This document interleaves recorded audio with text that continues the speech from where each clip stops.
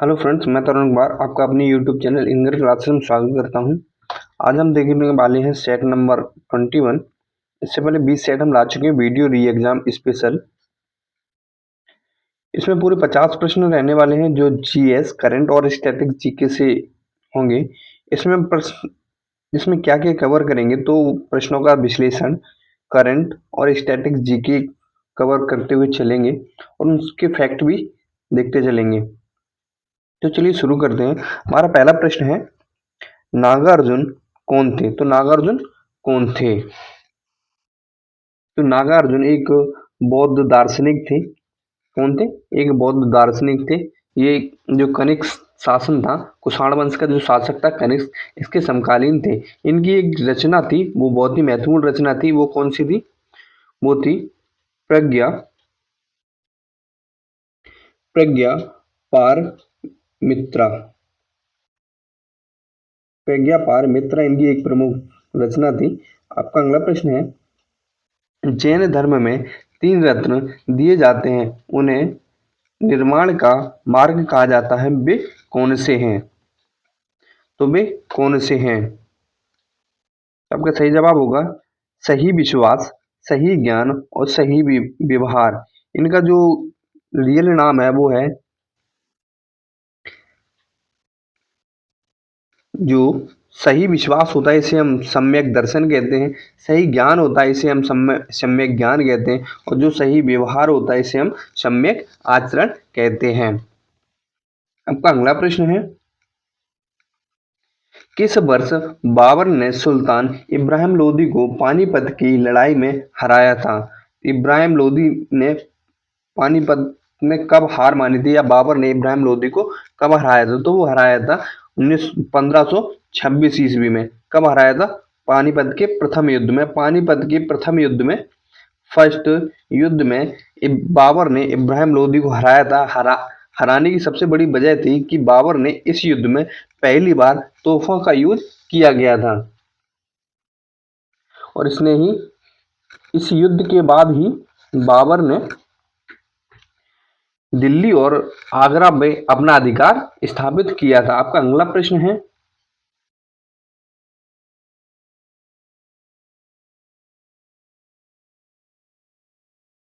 विजयनगर किस नदी के किनारे स्थित है? जो विजयनगर राज्य था वो किस नदी के किनारे स्थित था? तो आपका सही जवाब है वो है कृष्णा नदी। किस नदी के किनारे था? वो था कृष्णा नदी। विजयनगर को बसाया किसने था? जो विजयनगर था इसका संस्थापक कौन था? तो इसका संस्थापक था हरिहर प्रथम और बुक्का राय प्रथम ने इस राज्य की स्थापना की थी। वो कब की थी? वो की थी 1336 ईस्वी में। कब की थी? 1336 ईस्वी में। आपका अगला प्रश्न है कि किस प्राचीन साम्राज्य में महिला कुश्ती में भाग लेती थी?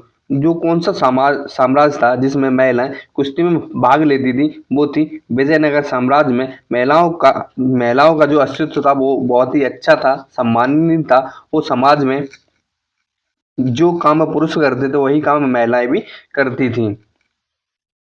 आपका अगला प्रश्न है, सिविल सेवा किसके शासन काल में प्रारंभ हुई थी? तो जो सिविल सेवा थी वो किसके शासन काल में प्रारंभ हुई थी? वो हुई थी लॉर्ड कॉर्नवालिस के शासन काल में। इनका जो शासन काल था वो कब था? वो था 1786 ईस्वी से 93 ईस्वी तक कॉर्नवालिस का शासन काल था, और इन्हें ही सिविल सेवा का जनक कहा जाता है। सिविल सेवा का जनक कहा जाता है। इन्होंने एक कॉर्नवालिस संहिता जारी की थी, इससे शक्तियों का पृथक्करण किया गया था।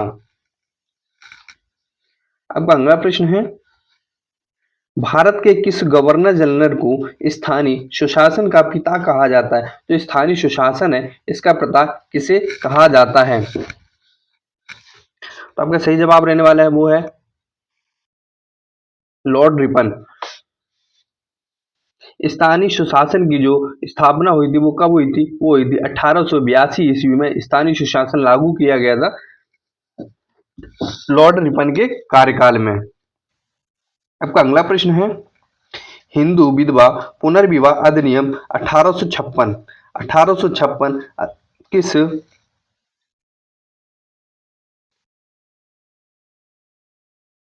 भी कहा गया है, यह 56 में लागू हुआ था, यह किस के द्वारा पारित किया गया था? तो इस समय भारत के जो गवर्नर थे वो कौन थे? तो उस समय जो भारत के गवर्नर थे वो थे लॉर्ड कैनिंग। इन्हीं के साथ मिलकर डॉक्टर ईश्वर चंद विद्यासागर ने 1855 में एक प्रस्ताव पारित मतलब कि प्रस्ताव रखा था कि समाज में जो विधवा पुनर्विवाह है इसका पारित किया जाए, और 1856 में लॉर्ड कैनिंग के द्वारा इस अधिनियम को पारित किया गया था। आपका अगला प्रश्न है, संविधान के किस अनुच्छेद के तहत उपराष्ट्रपति का चुनाव होता है? तो जो उपराष्ट्रपति का चुनाव होता है वो संविधान के किस आर्टिकल के तहत होता है? तो वो होता है अनुच्छेद 66 या 66। और जो इनका चुनाव होता है वो एकल संक्रमणी मत पद्धति के द्वारा किया जाता है, और यह मतदान गुप्त रूप से किए जाते हैं। आपका अगला प्रश्न है, मृत्यु दंड के मामले में क्षमा देने का अधिकार किसके पास होता है? तो मृत्यु दंड के मामले में जो क्षमा देने का अधिकार होता है वो राष्ट्रपति के पास होता है। कौन से आर्टिकल के तहत होता है? तो वो आर्टिकल 72 है, जिसके तहत राष्ट्रपति किसी को भी क्षमा मृत्युदंड माफ कर सकता है। आपका अगला प्रश्न है, लोकसभा में सदस्यों द्वारा निजी विधेयक पेश करने की सूचना अवधि होती है, तो वो अवधि 1 महीने की होती है।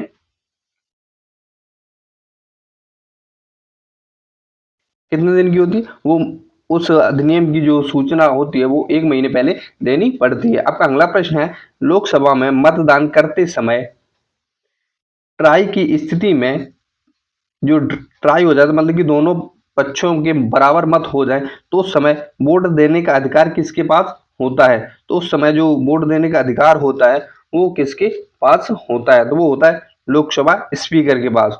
किसके पास? लोकसभा स्पीकर के पास। कौन से आर्टिकल के तहत होता है? तो वो आर्टिकल 100A के तहत लोकसभा स्पीकर जब बराबर मत हो जाए तो उस समय जो लोकसभा स्पीकर होता है उसको यह अधिकार होता है कि वह किसके पक्ष में वोट देना चाहेगा। अब अगला प्रश्न है, इनमें से कौन सा महान हिमालय या हिमाद्री के में पर्वत शिखर नहीं है? तो कौन सा हिमाद्री का पर्वत शिखर नहीं है? तो वो है माउंट नाग टिब्बी। क्या? नाग टिब्बा। एक जब यह इसके पर्वत शिखर नहीं है तो यह किसका पर्वत शिखर है? तो ये भी हम जान लेते हैं। तो यह है लघु किसका? लघु हिमालय लघु हिमालय का पर्वत शिखर है, जबकि माउंट कंचनजंगा और माउंट मकालू और माउंट नंदा देवी ये सारे के सारे महान हिमालय के इसके महान हिमालय के शिखर हैं। आपका अगला प्रश्न है, निम्नलिखित में से कौन सा विकल्प लघु हिमालय में पर्वत की सबसे लंबी पर्वतमाला है? जो लघु हिमालय की जो सबसे लंबी पर्वतमाला है वो है पीर पंजाल पर्वतमाला। यह लघु हिमालय की सबसे बड़ी पर्वतमाला है। लघु लघु हिमालय में ही एक चारागाह पाया जाता है जिसको हम क्या कहते हैं? अल्प अल्पाइन चारागाह कहा जाता है। उनका अगला प्रश्न है, पश्चिमी घाट है, पश्चिमी घाट क्या है? तो पश्चिमी घाट पठारों का ढलान है। क्या है? पश्चिमी घाट पठारों का ढलान है। इसे ही हम क्या कहते हैं? इसे ही हम प्रायद्वीपीय भारत का ग्रेट ढलान कहा जाता है। क्या कहा जाता है? भारत का ग्रेट ढलान। भारत का ग्रेट ढलान कहा जाता है। आपका अगला प्रश्न है, विश्व की सबसे बड़ी पर्वत श्रृंखला कौन सी है? तो जो विश्व की सबसे बड़ी पर्वत श्रृंखला कौन सी है? वो है एंडीज पर्वत श्रृंखला। कौन सी है? एंडीज पर्वत श्रृंखला। यह कहाँ पे स्थित है? तो यह दक्षिण अमेरिका के महाद्वीप के पश्चिमी तट पर स्थित है। इसकी जो ऊंचाई है, इसकी जो लगभग ऊंचाई है वो कितनी है? जो इसकी एरिया है वो है 7,200 किलोमीटर में यह फैला हुआ है। अगर हम बात करें इसके जो सबसे ऊंची चोटी है वो कौन सी है, तो इसकी जो सबसे ऊंची चोटी है वो है अकांगुआ। क्या है, कौन सी है? अकांग अकांकगुआ है इसकी सबसे ऊंची चोटी है। इसकी जो लंबाई है, ऊंचाई है वो है 6,960 मीटर। आपका अगला प्रश्न है, माउंट किलिमंजारो में स्थित एक निष्क्रिय ज्वालामुखी मुखी है। तो जो माउंट किलिमंजारो है इसमें एक सक्रिय ज्वालामुखी कौन सा है? तो वो तंजानिया। कौन सा है? तंजानिया ज्वालामुखी है, वो एक सक्रिय ज्वालामुखी है। यह लगभग 5,895 मीटर ऊंचा है। इसी के साथ हम देख लेते हैं कि इस पर्वत की जो सर्वोत्तम ऊंची चोटी है वो है कौन सी है? वो है किवो। किवो कौन सी है? किवो। इसकी ऊंचाई कितनी है? इसकी ऊंचाई है लगभग 500 5,895 मीटर। अब अगला प्रश्न है, तनामी तनामी रेगिस्तान निम्नलिखित में से किस देश में स्थित है? जो तनामी रेगिस्तान है वो कहाँ स्थित है? तो वह है कहाँ पे? ऑस्ट्रेलिया में।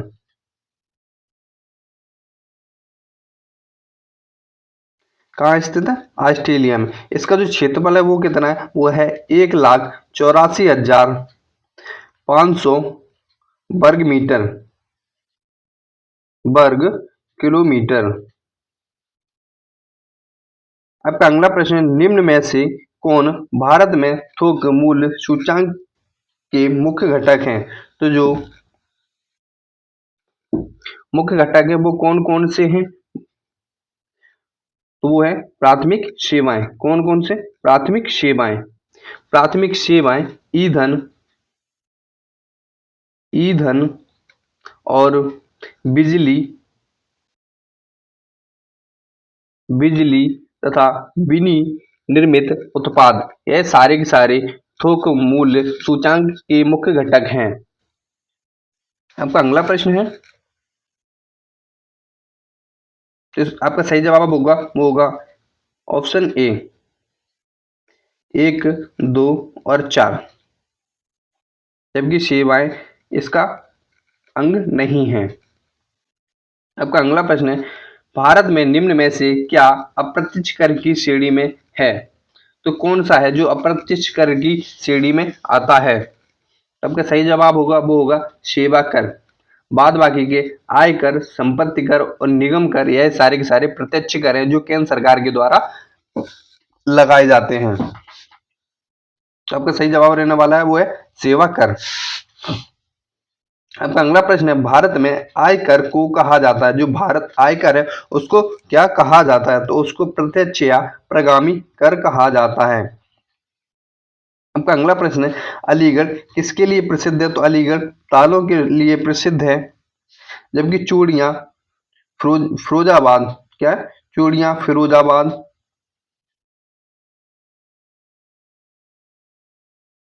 और कांच की वस्तुओं के लिए प्रसिद्ध है। आपका अगला प्रश्न है,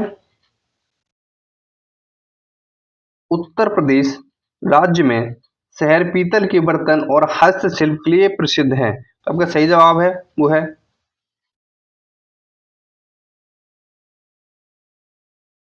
मुरादाबाद। पीतल के बर्तनों के लिए क्या प्रसिद्ध है? वो है मुरादाबाद। अब इसी के साथ हम कुछ और चीजें देख लेते हैं, वो क्या क्या है कि जो फिरोजाबाद है वो कांच उद्योग के लिए प्रसिद्ध है, जबकि पीलीभीत खड़ाऊं, जो खड़ाऊं होती हैं, जो लकड़ी की खड़ाऊं होती हैं, उसके लिए कौन सा जिला प्रसिद्ध है? वो है पीलीभीत। और जो खेल के सामान होते हैं, खेल के सामान के लिए मेरठ है। और जो टेराकोटा है उसके लिए गोरखपुर, जबकि खुर्जा चीनी मिट्टी के बर्तनों के लिए प्रसिद्ध। और सहारनपुर काष्ठ व नक्काशी के लिए प्रसिद्ध है। आपका अगला प्रश्न है, मुरादाबाद को ही हम पीतल नगरी के रूप में जानते हैं। अब अगला प्रश्न है, इनमें से कौन सा स्थान धातु की कला, रंगीन, चामचीनी और जटिल नक्काशी के लिए प्रसिद्ध है? तो नक्काशी के लिए कौन सा प्रसिद्ध है? वो है मुरादाबाद। पीतल पीतल के बर्तन और नक्काशी के लिए कौन सा जिला प्रसिद्ध है? तो वो है मुरादाबाद। जबकि खुर्जा मिट्टी के बर्तनों के लिए प्रसिद्ध है। अगर हम बात करें लखनऊ की, तो लखनऊ चिकनकारी चिकनकारी और जरी, क्या चिकनकारी चिकनकारी और जरी जरी के लिए प्रसिद्ध है। जबकि यदि बनारस की बात करें तो बनारस हमारा डीजल इंजन के कारखाने के लिए प्रसिद्ध, और साथ ही साथ बनारस की जो बनारसी साड़ियां हैं वो बहुत ही प्रसिद्ध हैं। अगर बात करें उत्तर प्रदेश में एकमात्र तेल रिफाइनरी है, वो कहाँ स्थित है? तो वो मथुरा में स्थित है। कहाँ पर स्थित है? मथुरा में स्थित है। आपका अगला प्रश्न है, उत्तर प्रदेश का निम्न में से कौन सा जिला काली मिट्टी के बर्तनों के लिए प्रसिद्ध है? तो काली मिट्टी के बर्तनों के लिए जो आजमगढ़ जिला है यह बहुत ही प्रसिद्ध है। अगर बात करें बनारस की, तो बनारस की बनारसी साड़ियाँ बहुत ही प्रसिद्ध हैं, और गोरखपुर की टेराकोटा उद्योग के लिए बहुत ही प्रसिद्ध स्थान है। आपका अगला प्रश्न, उत्तर प्रदेश का कौन सा शहर अपने ब्रास बेल के लिए पूरे विश्व में प्रसिद्ध है? तो उत्तर प्रदेश को जो जैसलमेर है, जैसलमेर स्थान यह ब्रास बेल और पीतल की घंटियों के लिए, घुंघरुओं के लिए प्रसिद्ध है, और यह कहाँ? यह एटा जिले में पड़ता है।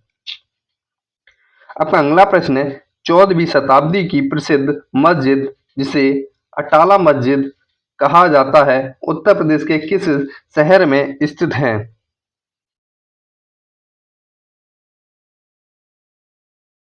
जो अटाला मस्जिद है यह जौनपुर में स्थित है। इसका कहाँ पे स्थित है? जौनपुर में। इसको बनवाया किसने था? तो जो इसको बनवाया था वो बनाया था फिरोज शाह ने। किसने? फिरोज शाह ने इसको बनवाया था। कब बनवाया था? तो वो बनवाया था 1393 ईस्वी में।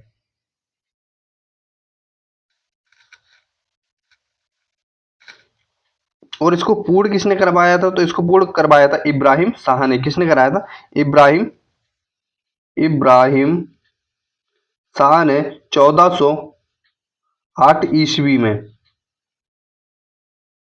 आपका अगला प्रश्न है, माइक्रोसॉफ्ट वर्ड 2016 प्रलेख में सामग्री की तालिका की प्रविष्ट करने के लिए हम किस टैब का प्रयोग करते हैं? तो वो करते हैं इंसर्ट टैब का। किसका? इंसर्ट टैब का। आपका अगला प्रश्न है, टीसीपी का पूर्ण स्वरूप क्या है, या इसकी फुल फॉर्म क्या है? तो इसकी जो फुल फॉर्म है वो है ट्रांसमिशन कंट्रोल प्रोटोकॉल। क्या है? Transmission control protocol. आपका अगला प्रश्न है, स्टार टोपोलॉजी में कंप्यूटरों को संयोजित करने के लिए निम्नलिखित में से किस उदाहरण का प्रयोग किया जाता है? तो वो किया जाता है हब का। किसका? हब का। आपका अगला प्रश्न है, सीपीयू का वह भाग जिसमें सर्किटरी लगा होता है जो संगृहीत प्रोग्रामों को पूरा करने या निष्पादित करने के लिए पूर्ण कंप्यूटर सिस्टम को निर्देशित करने के लिए विद्युत संकेत का प्रयोग करता है, उसे हम क्या कहते हैं? तो उसको कहते हैं कंट्रोल यूनिट। क्या कहते हैं? CU, control unit. जबकि सीपीयू का फुल फॉर्म होता है कंट्रोल प्रोसेसिंग यूनिट। इसको ही हम कंप्यूटर का मस्तिष्क या दिमाग कहते हैं। आपका अगला प्रश्न है, मल्टीटास्किंग ऑपरेटिंग सिस्टम का अर्थ क्या है? जो मल्टीटास्किंग का अर्थ है वो है बहुत से प्रोग्राम एक साथ संचालित किए जाएं, उसे हम मल्टीटास्किंग कहते हैं। आपका अगला प्रश्न, नदी का बहता हुआ जल किस प्रकार का ऊर्जा संवहन है? वो है गतिज ऊर्जा का। जब कोई भी गतिज ऊर्जा क्या है? जब किसी भी वस्तु एक मोशन में, एक गति में रहे, तो उसमें गति ऊर्जा का प्रभाव होता है, उसे ही हम गतिज ऊर्जा कहते हैं। आपका अगला प्रश्न है, प्रकाश के पथ में एक वस्तु के आने पर छाया का निर्माण होता है। जो प्रकाश, जब कोई भी लाइट जाती है तो उसमें छाया किसके कारण बनती है? वो बनती है अपारदर्शी वस्तु के बीच में आ जाने से छाया का निर्माण होता है। आपका अगला प्रश्न है, एप्सम एप्सम का औद्योगिक नाम क्या है? जो एप्सम है इसका औद्योगिक नाम क्या है? तो वो है मैग्नीशियम सल्फेट। क्या है? Magnesium sulphate. यदि हम इसके सूत्र की बात करें तो इसका सूत्र होता है MgSO4। क्या होता है? MgSO4। इसका प्रयोग कौन करता है? इसका प्रयोग चिकित्सा में चिकित्सकों द्वारा आंतरिक एवं बाह्य के रूप में प्रयोग किया जाता है। इसे इंग्लिश में साल्ट या एप्सम साल्ट कहते हैं। आपका अगला प्रश्न है, निम्नलिखित में से कौन सा ठोस है? तो ठोस पदार्थ कौन सा है? तो आपका सही जवाब होगा आयोडोफॉर्म। क्या होगा? आयोडोफॉर्म। यह एक ठोस क्रिस्टलीय पदार्थ है। इसका प्रयोग हम कीटनाशक के रूप में करते हैं। आपका अगला प्रश्न है, रक्त क्या है? तो रक्त क्या है? रक्त रक्त जो है वो क्षारीय होता है, क्योंकि इसका मान 7.3 7.35 से लेकर 7.45 के बीच में होता है। और यह अम्लीय है या क्षारीय, इस चीज का निर्धारण इस तरीके से किया जाता है जिसका पीएच मान 7 से कम होता है, वह अम्लीय होता है। कैसा होता है? अम्लीय होता है। जो 7 से ज्यादा होता है वह क्षारीय होता है। आपका अगला प्रश्न है, अतिनिर्स्यंदन और पुनः अवशोषण प्रक्रिया किस दौरान होती है? तो वो होती है मल त्याग और मूत्र निर्माण के दौरान। यह प्रक्रिया होती है। कब होती है? मल त्याग और मूत्र निर्माण के दौरान यह प्रक्रिया होती है। तो इस प्रक्रिया में क्या होता है? तो इस प्रक्रिया में जो रक्त में मौजूद यूरिया एवं अन्य उत्सर्जित पदार्थ होते हैं उनको अलग किया जाता है। अब अगला प्रश्न है, मनुष्यों में यूरिया किसके द्वारा मनुष्य में यूरिया किस में बनता है? तो मनुष्य में जो यूरिया बनता है वो किस में बनता है? तो वो यकृत में बनता है। कहाँ पे बनता है? यकृत में बनता है। और किसके कारण बनता है? तो यह अमोनिया तथा कार्बन डाइऑक्साइड की अभिक्रिया के फलस्वरूप यूरेनिया यूरिया का संश्लेषण होता है तो यह उत्सर्जित की जाती है जैव रासायनिक पहलुओं की वजह से। आपका अगला प्रश्न है, जुलाई 2022 में पहला पशु स्वास्थ्य शिखर सम्मेलन कहाँ आयोजित हुआ है? तो वो हुआ है नई दिल्ली में। कहाँ आयोजित हुआ है? नई दिल्ली में। इसका जो आयोजन किया है वो किसने किया है? वो किया है NNASC कॉम्प्लेक्स में। इसका आयोजन किया है वो किया है Indian chamber of food and agriculture और एग्रीकल्चर टुडे ग्रुप्स के द्वारा इसका आयोजन किया गया है नई दिल्ली में। अब अगला प्रश्न है, अग्रदूत समाचार पत्र किस भाषा में प्रकाशित होता है? तो जो अग्रदूत समाचार पत्र है यह असमिया भाषा में प्रकाशित किया गया था। किसके द्वारा किया गया था? तो यह कनक सेन डेका के द्वारा किया गया था। किसके द्वारा किया गया था? कनक सेन डेका। कब किया गया था? तो इसका जो किया गया था वो 1955 ईस्वी में किया गया था। आपका अगला प्रश्न है, जून जून 2022 में जारी वैश्विक शांति सूचकांक में भारत कौन से स्थान पर है? तो जो वैश्विक शांति सूचकांक में भारत 135वें स्थान पर है। कितने में स्थान पर? 35वें स्थान पर। अगर हम बात करें शीर्ष पर कौन रहा है, तो शीर्ष पर नंबर 1 पर रहा है आइसलैंड और दूसरे नंबर पर रहा है न्यूजीलैंड और तीसरे स्थान पर रहा है आयरलैंड। आपका अगला प्रश्न है, राष्ट्रीय जनजाति अनुसंधान संस्थान NTRI कहाँ स्थापित किया गया? तो आपका सही जवाब है वो है नई दिल्ली। कहाँ स्थापित किया है? नई दिल्ली में। आपका अगला प्रश्न है, जून 2022 में किन दो शहरों के बीच भारत गौरव योजना के तहत देश की पहली निजी ट्रेन चलाई गई थी?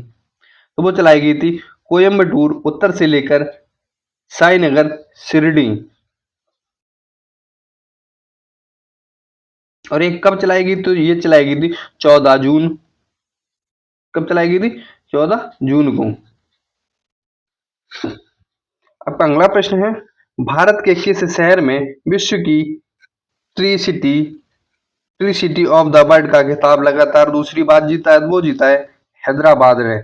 और किस किस को इस 2022 का जो खिताब मिला है वो किस किस को मिला है? तो वो मुंबई और हैदराबाद दो सिटियों को इस बार मिला है, जबकि हैदराबाद इसमें दूसरी बार मिलने वाला शहर बना है।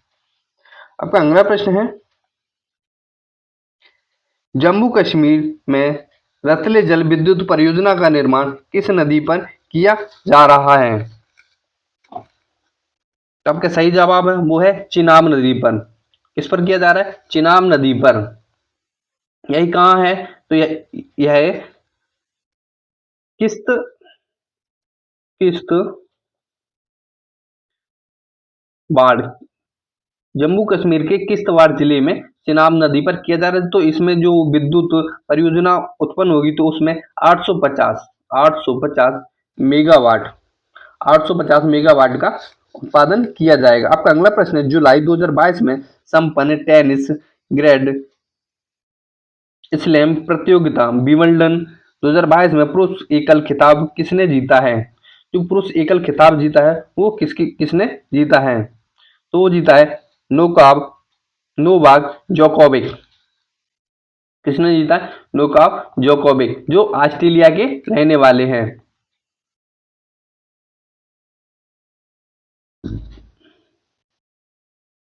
अगर बात करें महिला, अगर बात करें इसमें पुरुष की जगह महिला खिताब किसने जीता है? तो महिला खिताब जीता है वो कजाकिस्तान की एलेना रिवाकिना ने महिला खिताब जीता है। आपका अगला प्रश्न है, भारत द्वारा भूमि क्षरण तटस्थता प्राप्त करने का लक्ष्य रखा गया, तो वो कब का रखा गया? वो रखा गया 2020 तक का। इसकी जो पहली बैठक हुई थी वो कब हुई थी? वो हुई थी 19 जो कॉप 14 की जो बैठक हुई थी वो हुई थी 13 सितंबर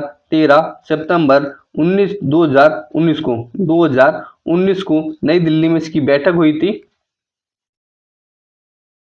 आपका अगला प्रश्न है, निम्नलिखित में से कौन पदार्थ सार्वत्रिक तापमान उत्पन्न करने में योगदान नहीं करता है? तो कौन है? वो है सल्फर तथा नाइट्रोजन के ऑक्साइड्स। जबकि मीथेन, कार्बन डाइऑक्साइड और जल वाष्प यह तापमान सर्वाधिक उत्सर्जन करते हैं और इन्हीं को हम ग्रीन हाउस गैस भी कहते हैं। आप लोग कमेंट करके बताइए कि आप लोगों को यह क्लास कैसी लगी और आप इसमें क्या क्या चीज़ और ऐड कराना चाहते हैं। अब वो चीज़ आप हमें कमेंट करके बता सकते हैं।